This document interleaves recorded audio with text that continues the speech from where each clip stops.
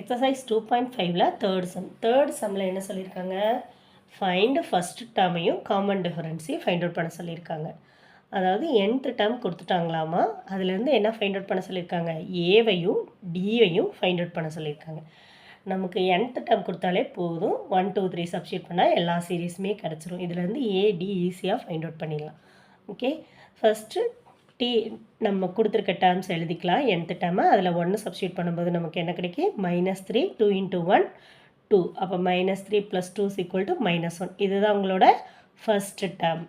Okay, second D find out பண்ணணும்னா நமக்கு இன்னொரு டேர்ம் தேவை, அதனால் D2வையும் ஃபைண்ட் அவுட் பண்ணுறேன்.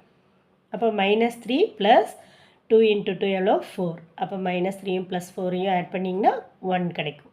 இது வந்து செகண்ட் டேர்ம். அப்போ 2 டேர்ம் கிடைச்சாலே போதும். D = D2 - T1.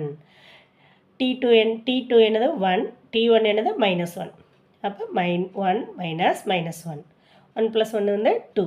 அப்போ நம்மளோட D என்ன 2, A என்ன ஃபஸ்ட்டு டேர்ம் என்னது -1. சப்டிஷன் என்ன, Tn = 4 - 7n.